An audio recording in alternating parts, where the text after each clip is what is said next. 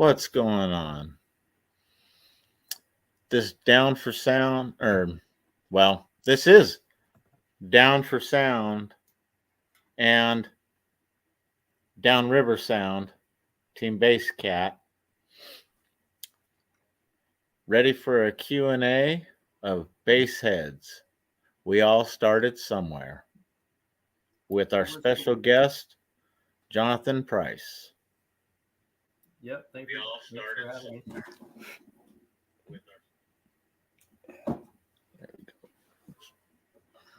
So how you doing, Johnathan?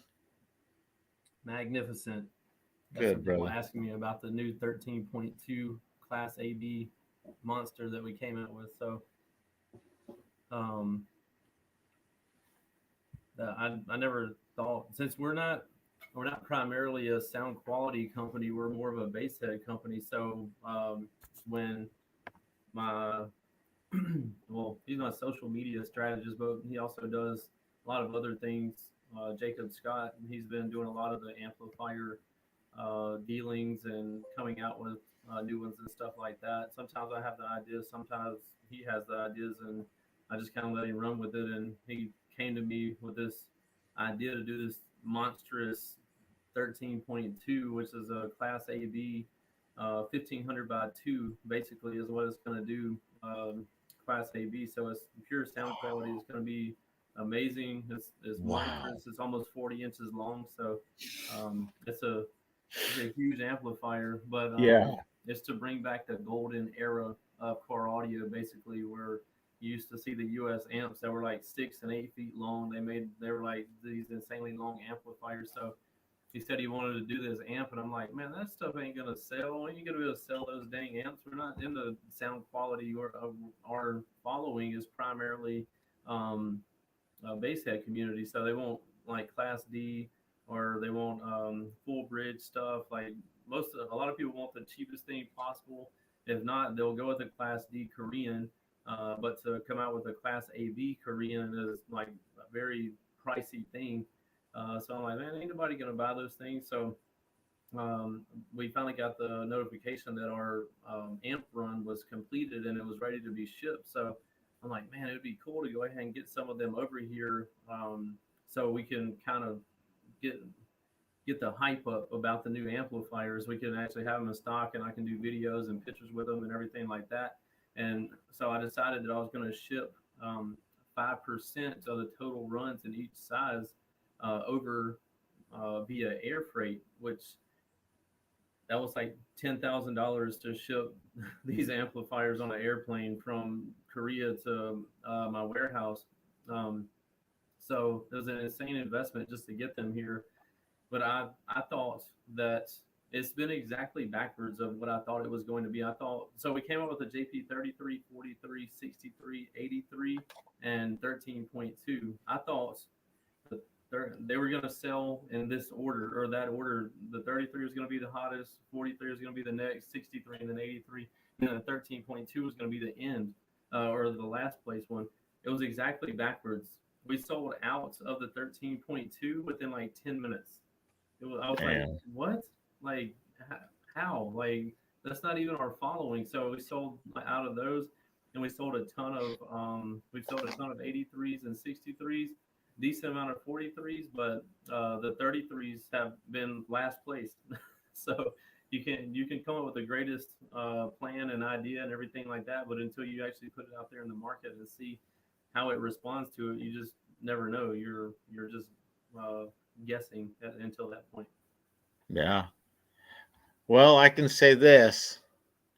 That almost sounds like it could have covered two of the questions on another series I want to start. And that is because I asked Candace from Team Pie if she'd like to come up. Mm-hmm. Sorry about that.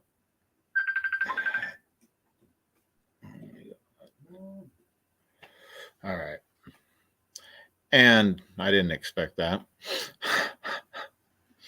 But I asked her if she wanted to come up when I came up with questions for the industry as equipment, owners. And another one is uh, for uh, shop owners to do a Got it. Q&A too, you know, Hmm. because sometimes some of the shop owners, like, you know, yourself, I mean, what started it first? You want to run a business or you being a basehead? I mean, it started out as being a base head. So the way that my, give me one second. Trying to let everybody know that they want to join in, they can jump in here. The way that I started my journey was like I've always been into car audio, but as my system began to grow in size, like I was going to these shows, and the obviously the bigger it gets, the more crowds you draw and the more attention it gets. And so I was going to all these shows, and I had just started like so I started the Down for Sound name, but it was just to like have basically at that time there was a like Facebook really wasn't a thing or that popular anyway. It was everybody was on forums, online forums like SMD's forum, caraudio.com, like all these different forums Yep. because social media wasn't like that big of a deal. So everybody would post their builds on there. Everybody does it on Facebook and Instagram stuff like that now, but back in the day, everybody did it on forums. Yeah. So um, ended up obviously everybody's watched Steve Mead's videos, and I was watching his videos, and I had a Tahoe, and I'm like, man, he has such a cool system in there, man. It'd be awesome if I could do something like that in my year model Tahoe. So I decided to do that after watching some of his videos, and I was just going to shows for fun, basically, just like most people do. And the more I went, the more attention I got, the bigger my system got. So I was going to shows, and so there was a lot of drama on the car audio forums back then. Like if you mean they Big still time. exist on Facebook? There people call them trolls.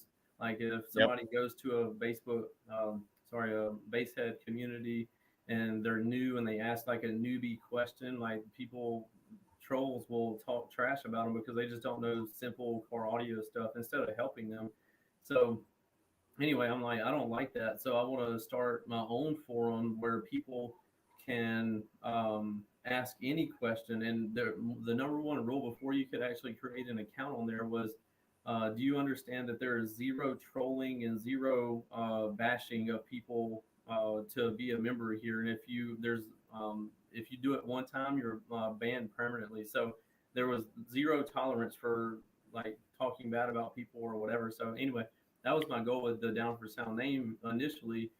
And and when I was going to these shows, I'm like, man, if I could come up with a way to help cover some of the gas money, that would be a great thing because I was working at the airport at that time. And I mean, I was doing side hustles too. Like, I had a lawn cutting service, and I also was detailing cars and airplanes on the side. Like, if Okay.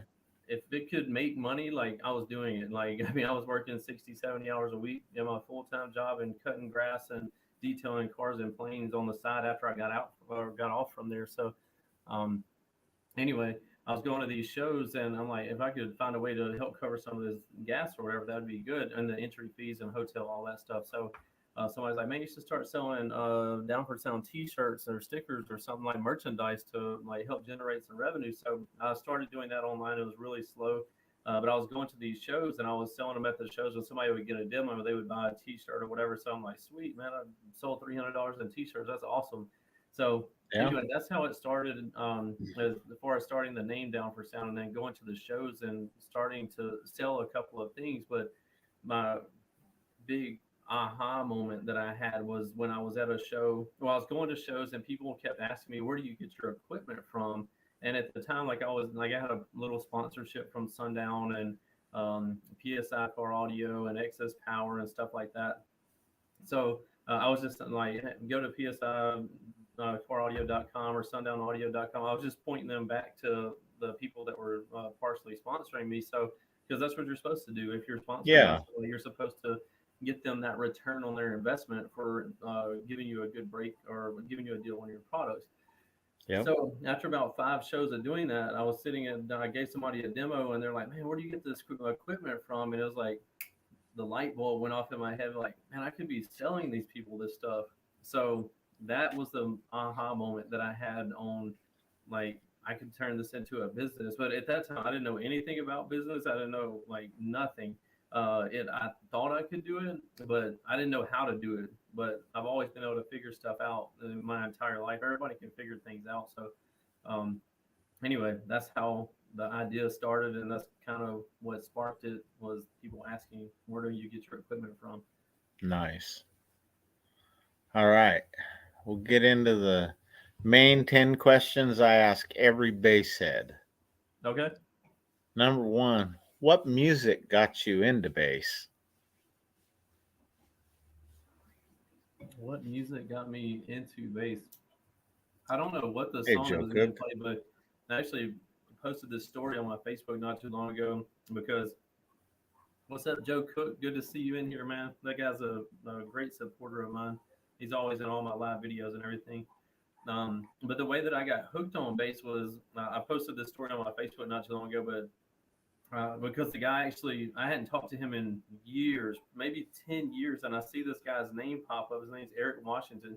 Me and my mom were driving down the road in her old van, and we pull up to this red light, and then somebody pulls up beside us, boom, boom, boom. And my mom's like, "What is that crap?" And I'm like, "Man, that's awesome. What is it?" I mean, I was like 14 or 13 or 14. I'm like, "What is that?" I didn't know what bass was. I didn't even know what it was. So I'm like looking around, like, what the heck's going on? And this guy pulls up beside us in this Chevy truck, and his roof is waving like this. I'm like, whoa, what the heck is that? What's going on in that thing? And anyway, he pulls off, and my mom goes the other way, and I didn't ever see him again. But I was always wondering, like, what was that? So anyway, fast forward a year or two, like I don't know if they still do this, but I had a hardship license where you could get a license at like 14 or 14 and a half if you were just, but it was just to go to work and come back from work. So you could only drive between like the hours of 7 a.m. and 7 p.m. or something. You couldn't be driving Yep. outside of that, or you couldn't get caught driving outside of that anyway. So Yeah. anyway, I went to work. Like my very first actual job that I had was chopping cotton at a place called Delta Pineland in the Mississippi Delta. So I was literally out there every day from sun up to sundown, like with a hoe in my hand, like chopping cotton. And people find it so difficult to believe this story because well, a lot of people that don't know me, they think I was born with a silver spoon in my mouth and everything was given to me. My parents paid for everything. I'm like, man, I've chopped cotton, I've cleaned toilets, like I've done it all. Like I haven't been. I think one of the biggest reasons I'm at where I'm at is because I was never too good to do any type of job. A lot of people think they're too good to sweep floors or vacuum floors or clean toilets or whatever it might be. And I think it's their ego is what's keeping them from growing the most. So I was never Yeah. this way. I mean, I would, like I said, I would clean toilets, chop cotton, cut grass, wash people's cars. I didn't care. Like if I was making $1, I didn't care. I was all about the hustle. So anyway, I left work from chopping cotton one day, and I was coming home, and I was like, I was tired. I worked out there 12 hours, and I was 14 or 14 and a half. So I mean, working 12 hours a day at 14. Most 14-year-olds don't even work. So I'm over here Yeah. putting in 12-hour days chopping cotton. So I was worn out and I was coming down the road and I hear it again. I hear this boom, boom, boom, and I'm like, what the heck? So sure enough, the guy pulls up beside me again. I'm like, oh, that's cool, man. And he takes off, and I'm like, I'm gonna follow that dude. I don't know where he's going, but I'm gonna follow him until he pulls over. So he pulls up and pulls into a gas station, and I pull in beside him, and I'm like, hey man, like not trying to be creepy or anything. I know I just followed you for a couple of miles, but man, what's causing all that noise? What is that? And he's like, oh yeah, I work at the stereo shop. It's called Cartoons in Greenville, Mississippi. But he's like, I work in Cartoons, and this is like a demo system that we put together. So it had like he had a Chevy truck and it had a toolbox across the back and then Yep. two side toolboxes. So three toolboxes total, but in each one of the toolboxes, he had like all the crossovers and like all the amps and batteries and stuff. He had it done Nice. up really, really nice. I mean, to the extent of where I can still remember it to this day. It made that kind of impression on me.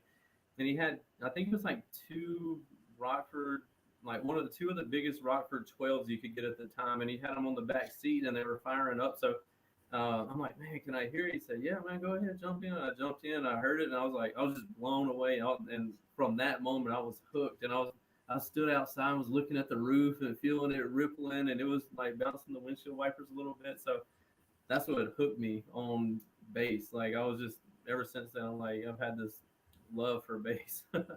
Yeah. See, and that goes with that answers question two, because it's what got you into car audio. hmm And that Yeah. right there.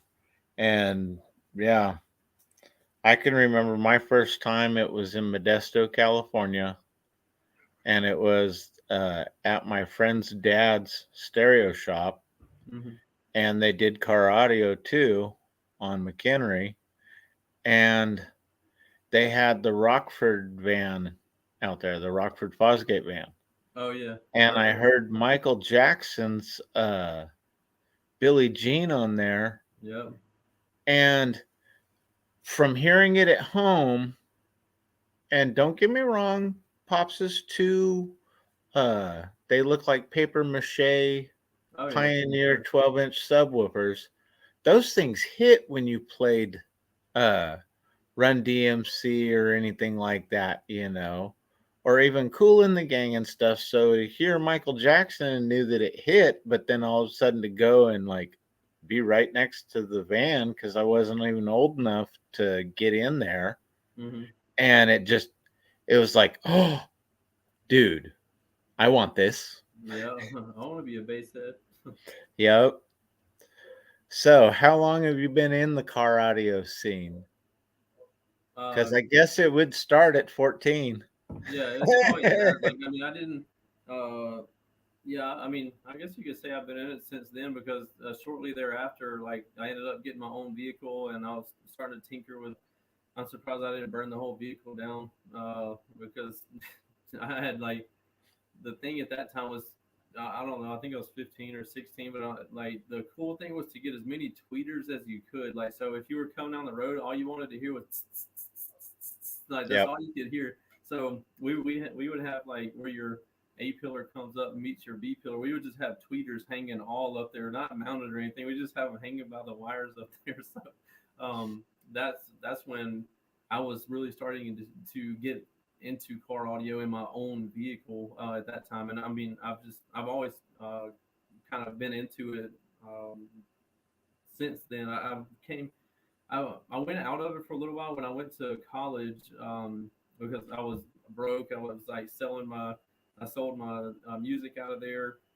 Then after I got out of college, I wasn't really into it, and I think like so I'm 37 now, 38, something like that.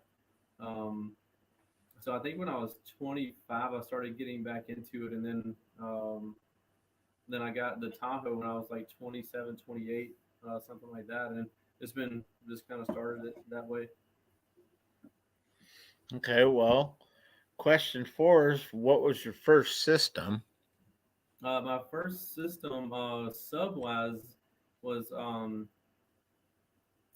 a Lanzar at the time, Lanzar 900 watt amp on two JBL 12s I Right. got from Crutchfield. So Nice. 900 watts on two 12s under the back seat of my Chevy truck, down firing. That's uh that's what it was. Nice. Nice. That's a decent setup too. Yeah, no, I mean 1,000 watt. I mean back then 1,000 watts was a pretty banging system. Like Oh yeah. so, yeah, that was Oh a yeah. 1,000 watts and 212. So that's what got me going. See, and I think though that the also having it as a down firing system, hmm I think if it would have even been a little bit less wattage and everything, it still would have helped it out. Yeah, yeah. But then question number five, did you think you'd be where you are now from day one? Not at all. Not even close. Like, um, it I mean, it's turned into something that's, I mean, way bigger than me, and it's super cool to see what it has turned into. But I I remember having the conversation with the guy that he's been my kind of right hand man, more so behind the scenes than anything. He lives in Australia. I've never met him in person, but he's been there with me and Down for Sound since day one, and he's helped get the website started, and he's really tech savvy and everything like that. And I remember telling him when we first got it started and got a couple of products listed on there, and I was like, man, His if we name ever, Brian. huh? Sorry to interrupt. His name Brian. His name's Mark Vanderswag. I think my little brother knows him. Yeah, he But lives in Australia, but his yeah, name's Mark Vanderswag.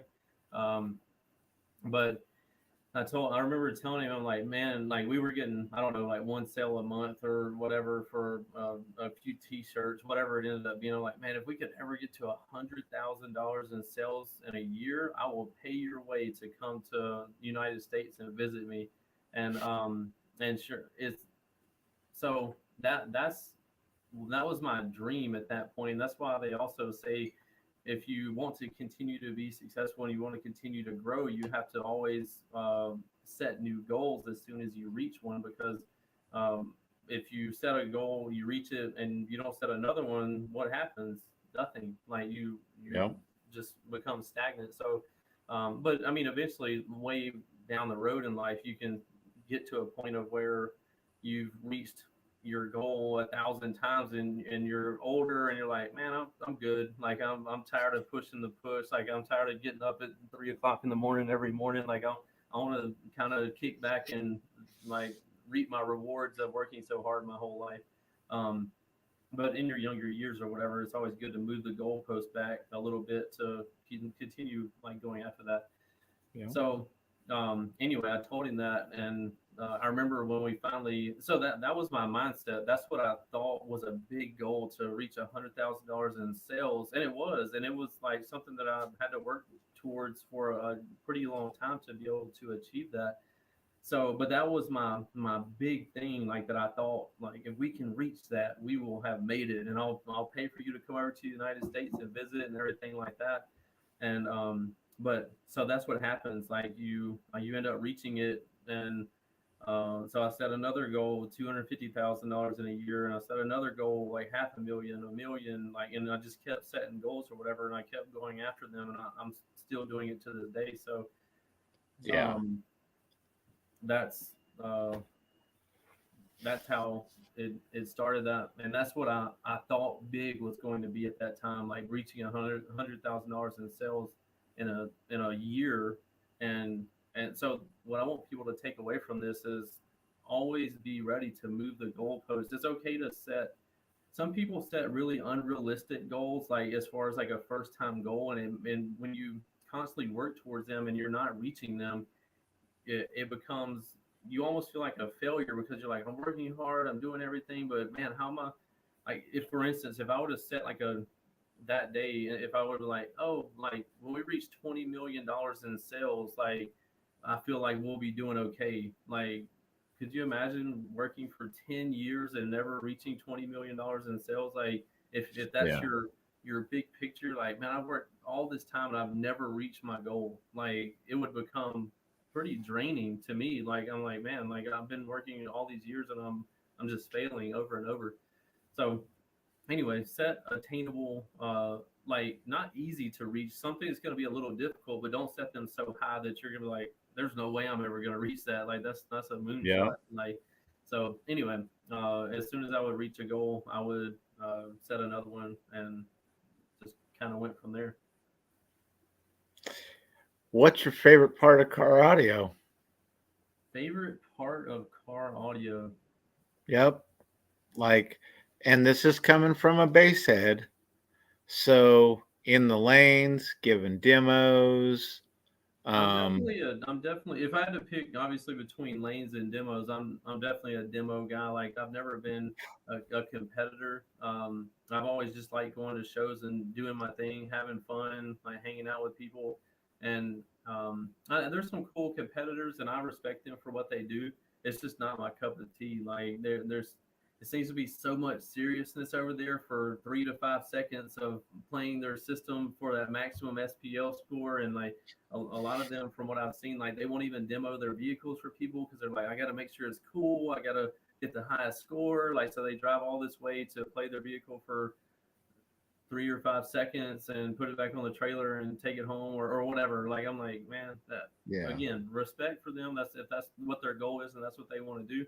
But that's not me. Like, I like going to shows and doing the exact opposite of that. Like, I want to go there and play my music as much as possible, get as many people in the seat as possible, get them demos. There's been so many people that's been wanting to hear my system for sometimes 10 years. Like they're like, man, dude, I've been following you for 10 years and I've been dying to sit in this seat. Like people will be like hyperventilating. They'll pass out and on the because it's so hot outside, they'll stand in line for hours to get a demo. And sometimes like they'll have a heat exhaustion. Like they're I'm like, man, this is crazy. But it just shows you that like the kind of fan base and supporters that I have. Um, of going to these shows. So that's what I like doing. I like talking with these people and like hearing how long they've been following me and giving them a demo and seeing how happy it makes them to finally sit in that seat over there that they've seen thousands of people sit in that seat on YouTube over the years. So it's been their dream to meet me and to sit in that seat and get a demo. So it's cool to see that. Yeah, like SD Design says, I've tried to get a JP demo 3 times and aligned 3 shows and not lined up. LOL.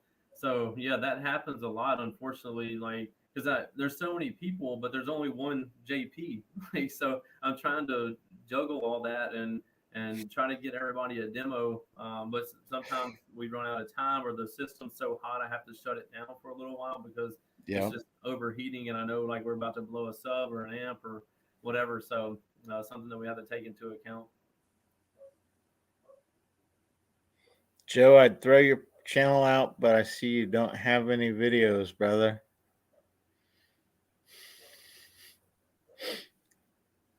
to get subscribers up.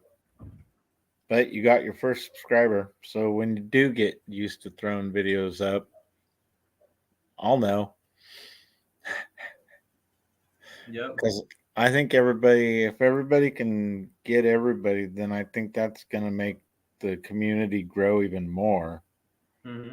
You know, Boombox Mike, you can drop your channel if you want, since you are a moderator in here.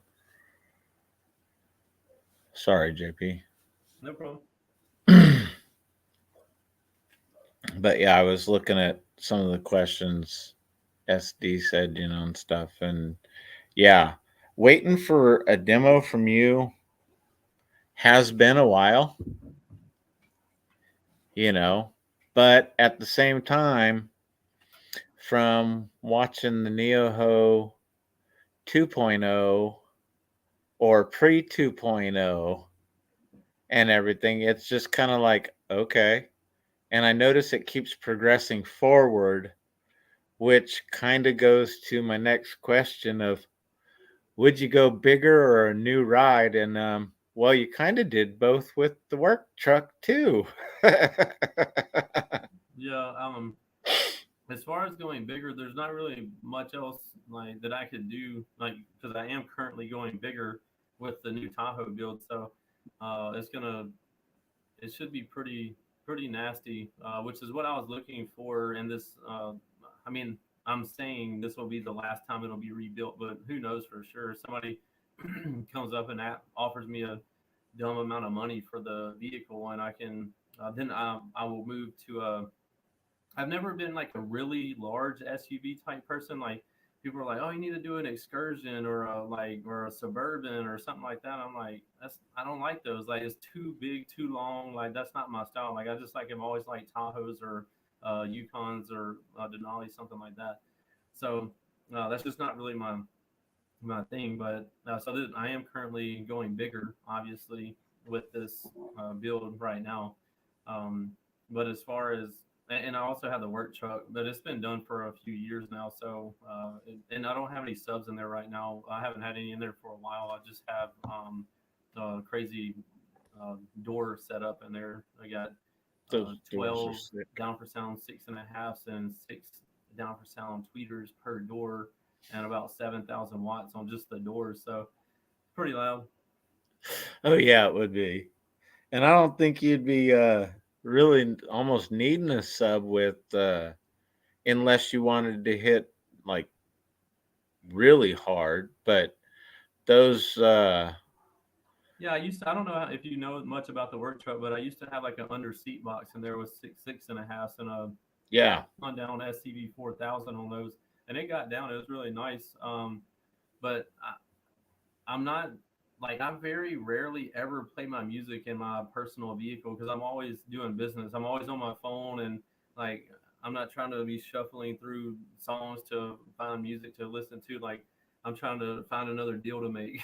So I don't listen to it that much. Like if somebody comes by and wants a demo or whatever, I'll play it for them, or one of my employees will. But as far as just like going down the road jamming out, like I may do it 3 or 4 times a year. Like I'm just always busy doing business.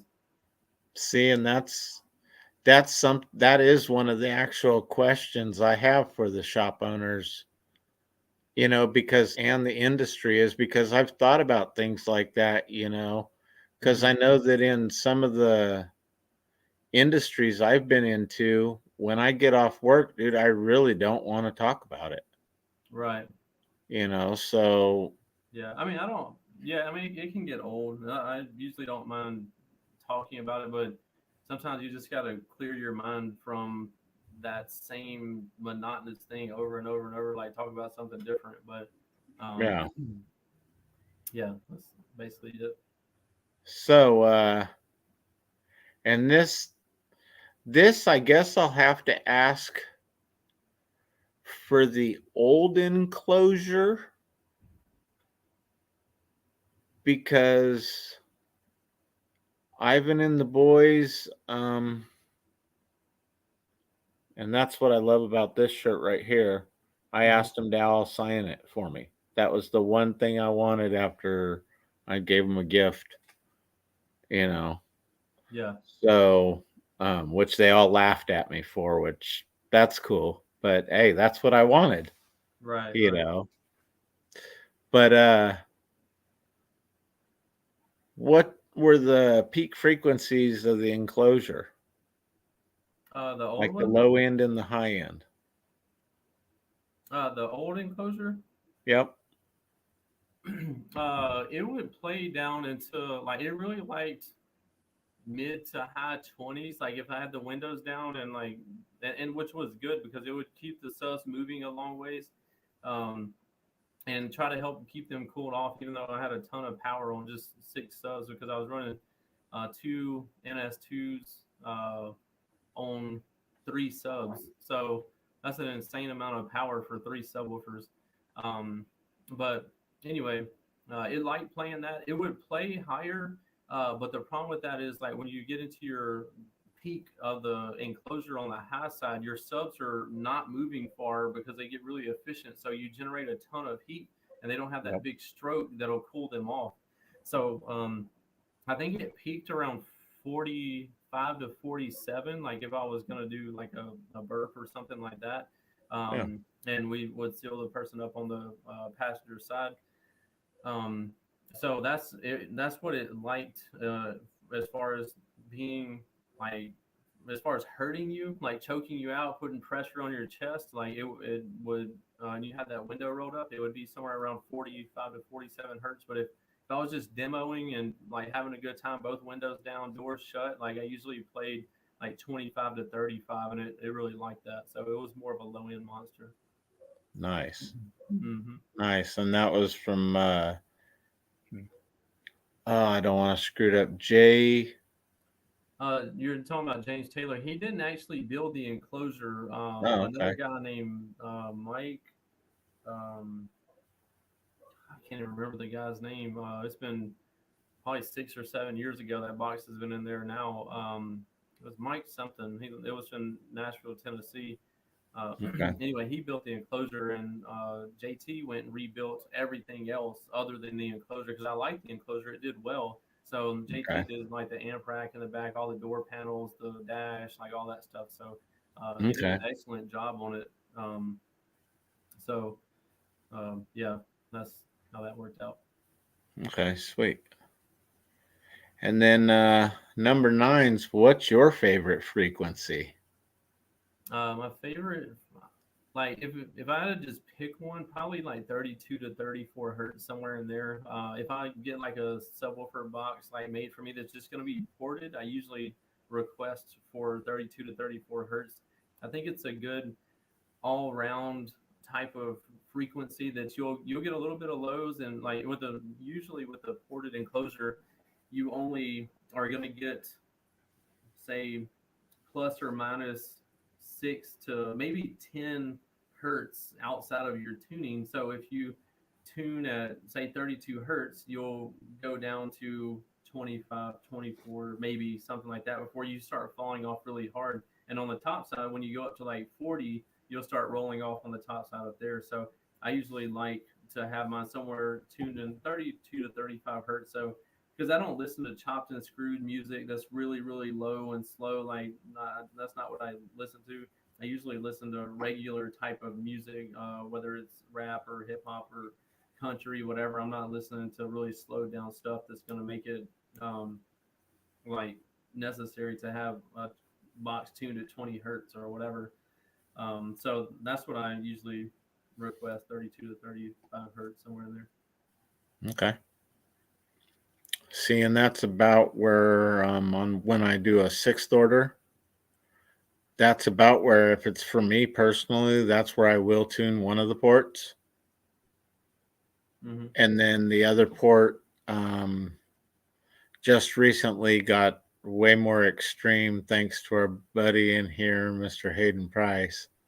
Mm-hmm. And seeing the ISPLL and the subsonic suicide, that got me kind of just, oh, really? And then I started playing with it and it was like, dude, this is awesome.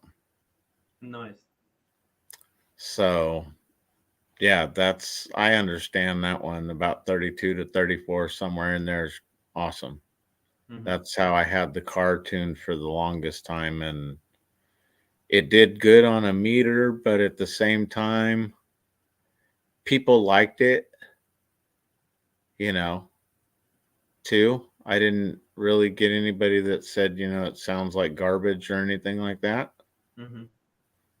So, the last question uh is did you enjoy your time on the show, bro?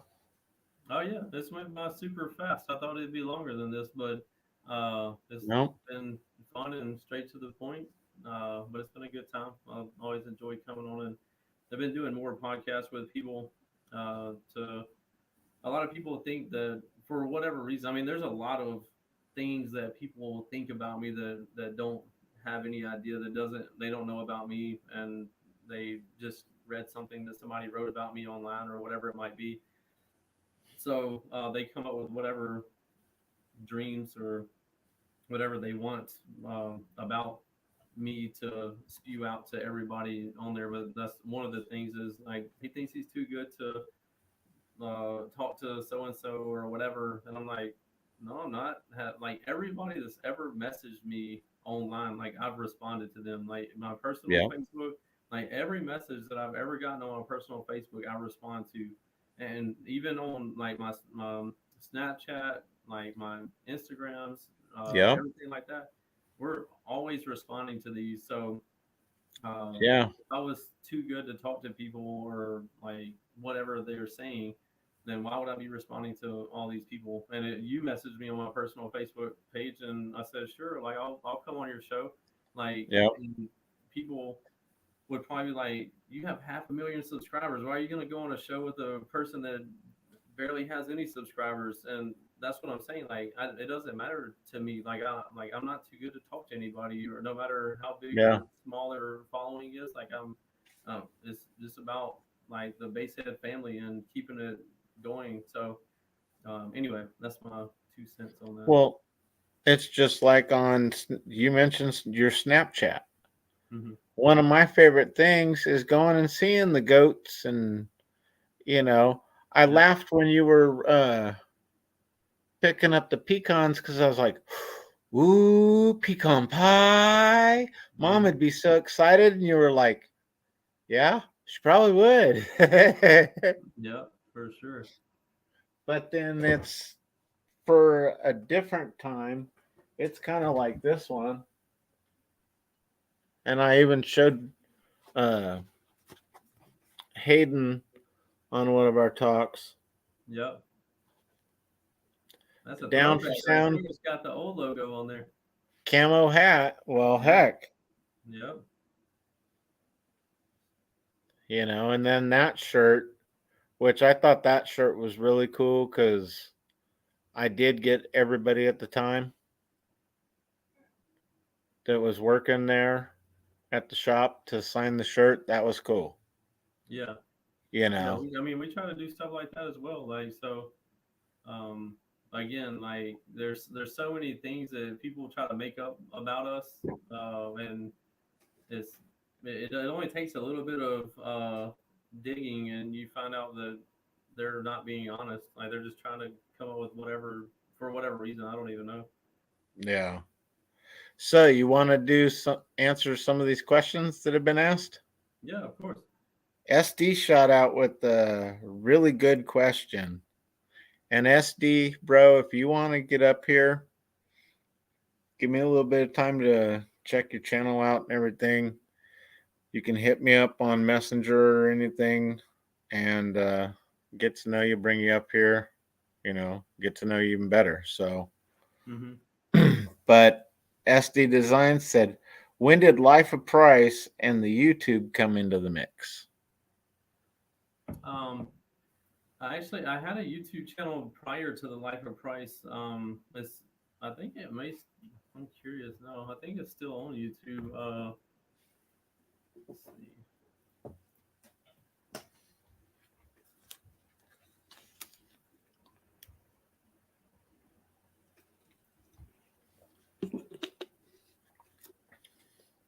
That's awesome. So if you type in bagged, that's Bagged, like you bagged something, Mm-hmm. Z71, bagged Z71, you'll see a picture of my Tahoe when it used to be blue. Um, and that was my very first YouTube channel. So um, you can see these videos there that I had, and then so what happened to that channel was somebody hacked it, um, because back then there wasn't like two-factor authentication, like there wasn't all these security measures like put in like they have now. So Yeah. people, so somebody hacked it and they deleted all my videos that I had. I don't know. I probably had a couple hundred videos or something, and I had got um, I was up to like I want to say like 30,000 subscribers or something, maybe 40,000 subscribers, and obviously like YouTube like goes through and unsubscribes people from stuff that on Yep. accounts that aren't active or whatever. So anyway, so you can see. I think it's there's a video that says important update. Must watch this. So if you click on it, it says the life of Price. That's when I decided I wasn't gonna do another YouTube channel because I'm like, man, I put in all this work to start my YouTube channel, and somebody just hacks it and deletes all the work that I spent all this time making all those videos and everything. They just deleted it. So I'm like, screw this. I'm gonna not ever do a YouTube again. So anyway, I didn't do a YouTube video for a long time, but people started messaging me, and they're like, "Man, you got to do another YouTube video, like, or you got to do another YouTube channel." I'm like, "I'm not doing that. People will just like delete it again. Like, I don't want to mess with that."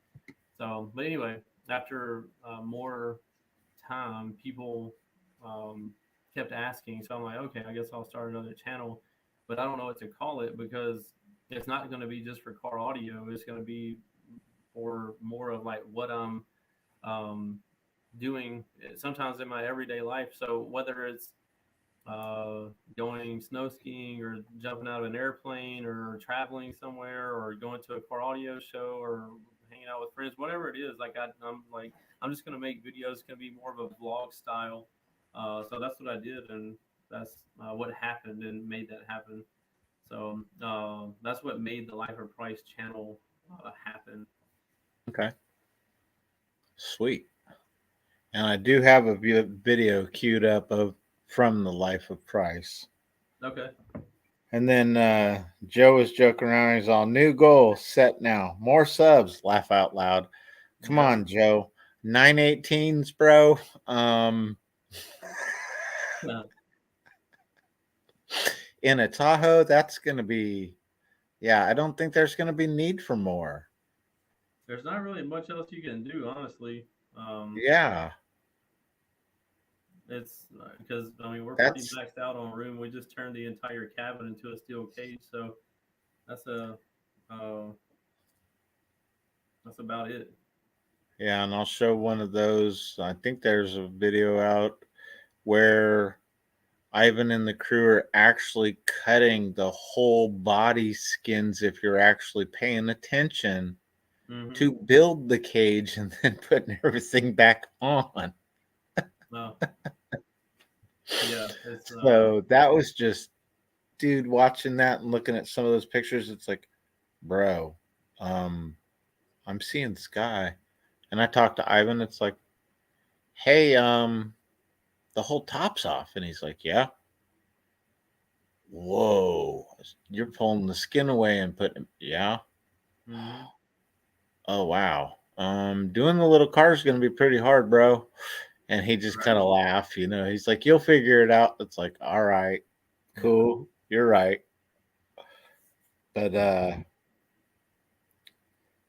want to go to the show and give as many demos as I can and play loud the whole time.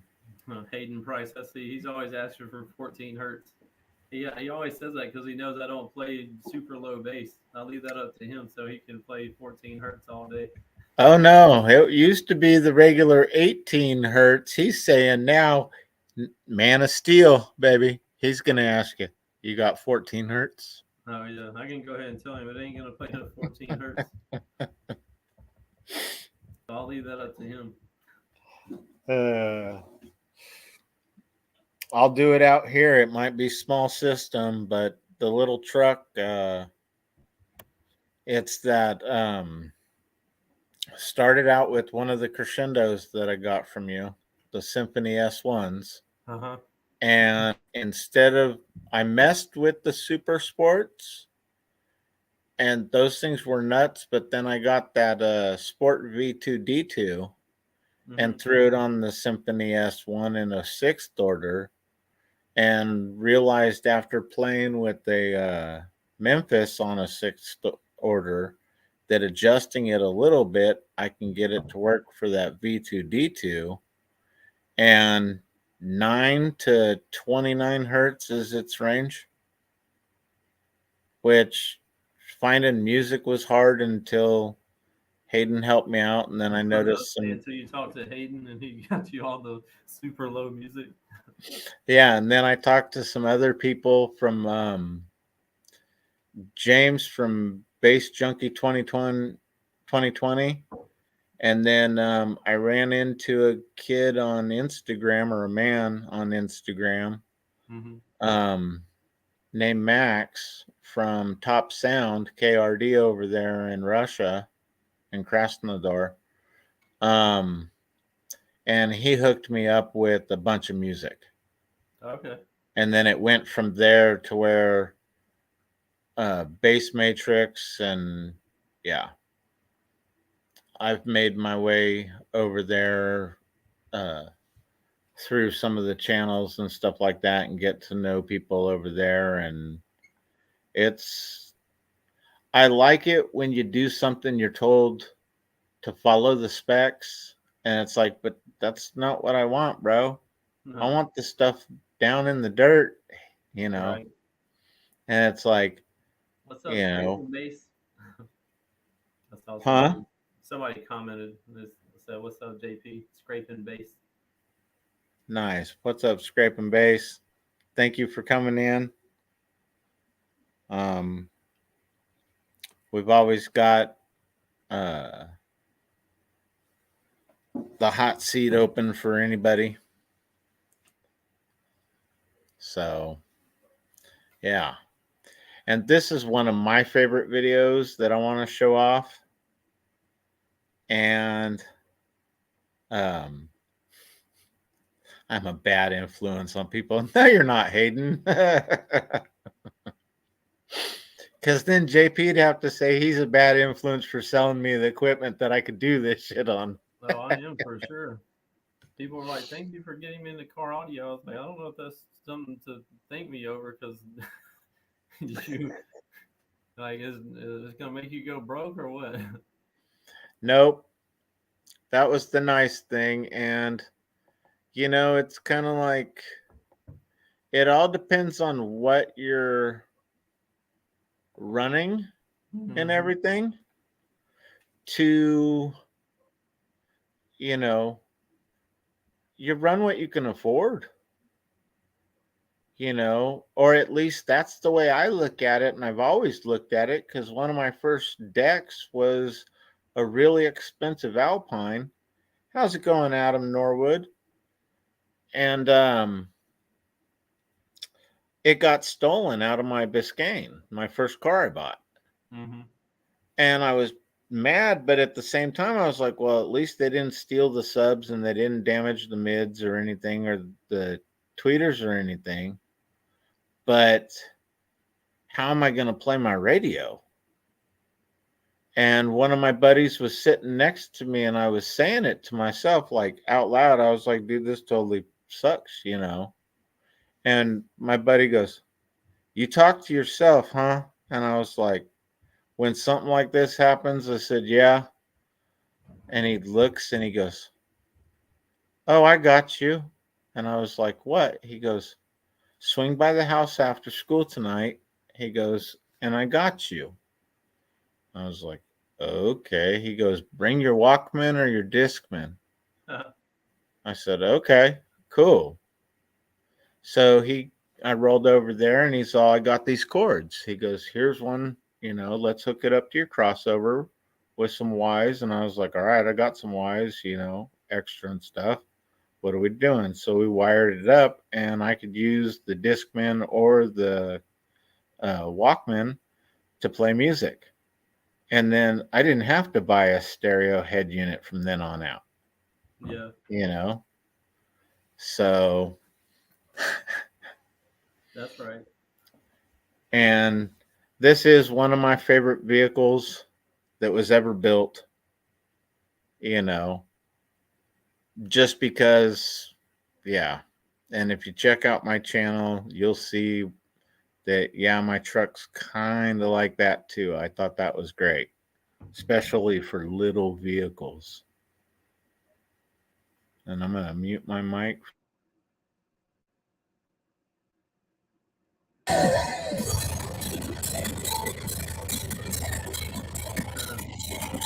think I was over in Russia at that one.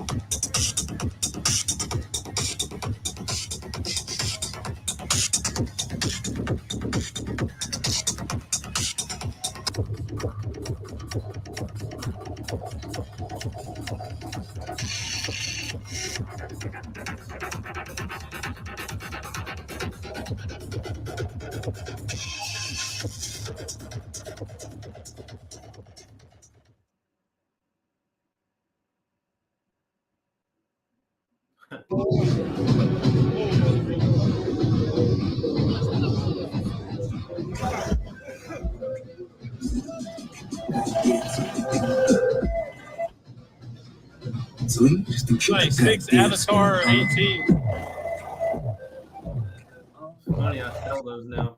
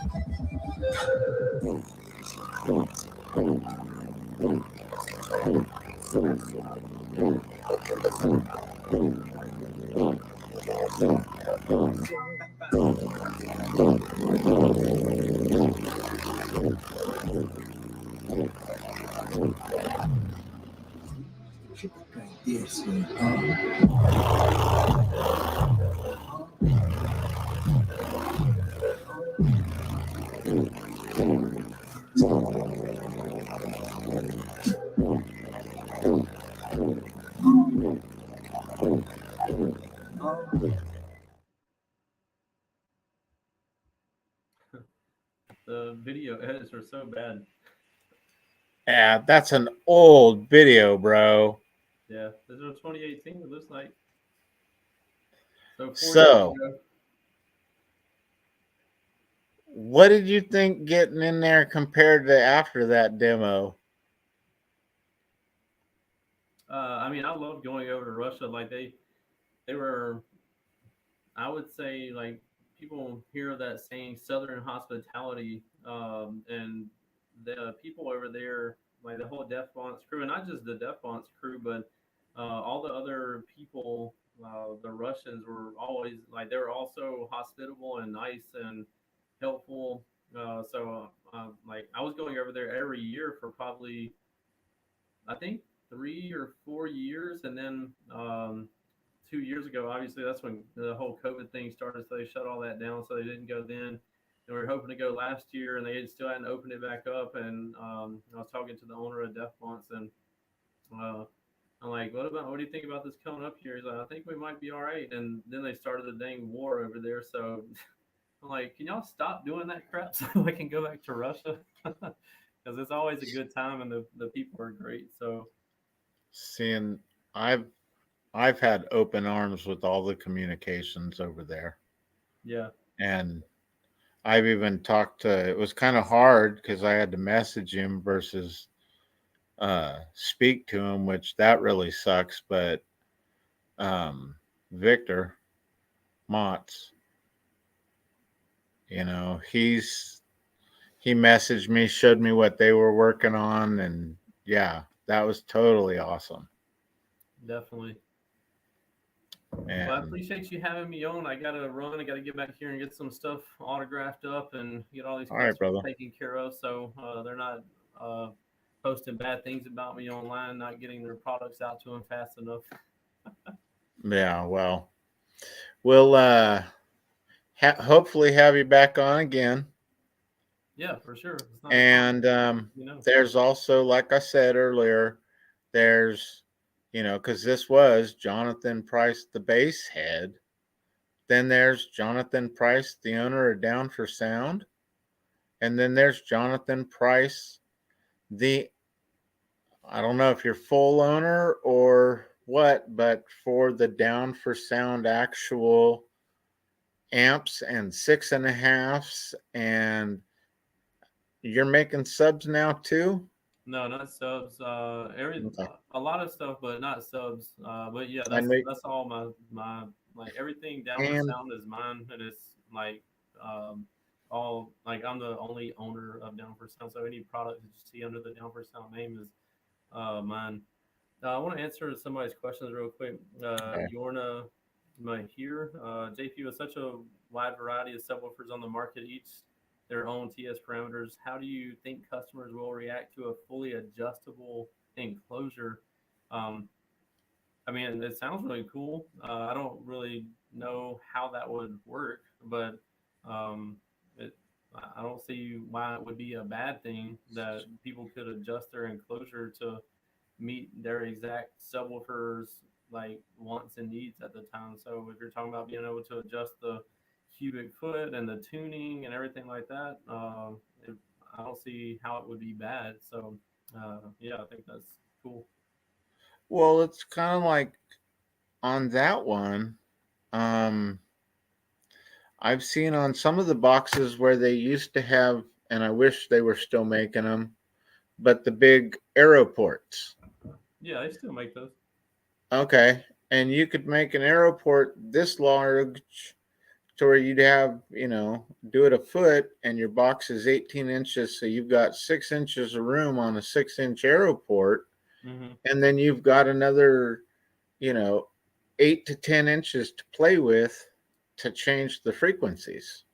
Right. Yeah. Yeah. Tuning wise with the arrow ports is easy to change frequency, but as far as changing like cubic foot, like that gets to be more difficult. I mean, you could go Yeah. shoving extra wood inside your box to block off more like space inside of there, but it's not really the right way to go about doing it. Yeah. But anyway, I do appreciate you having me on, and everybody that's came in and asked some questions and everything. Thank you. Scraping Base just bought some Zero Nice. USC. Appreciate that as well. But Yeah, thank I you was for going to, all the kind words and support. I really appreciate it. yeah, thank you, brother. And you also have certified bass head too, We're actually which, phasing out certified base head, so all that's being converted over to down for sound. So as soon okay. as like we sell all the certified base head stuff, it's going to be dissolved. So we're just gonna because everybody knows the down for sound name brand. So I'm like, why not just do it that way instead of trying to build another brand name? So that's why we're doing it that way. But That works. yep, all So I right, got some antique stuff that's being used. awesome. All right, appreciate it, man. Hope you have a great weekend. All right, you too, brother. All right. Thank you. All right, all right, guys. Sweet. Thank you all for coming in, and hope you enjoyed the show. You can check out, like I said, me personally, I've got the truck build that I've tore apart and am rebuilding it. The box was uncomfortable, but it's still going to be tuned just as low, 9 to 29 hertz. Got a little car coming soon that I'm just waiting on ground cable. And yeah, Alfred Group or Def Bonds is listening. I'll be purchasing that soon, and then I will be having a complete ground up uh, Def Bonds and Excess Power Nissan. So, little car. So, thank you, Joe. Thank you, Scraping Bass. Yerna, thank you. Dobson, thank you for coming in and running mod. Thank you, Hayden. Thank you, Adam.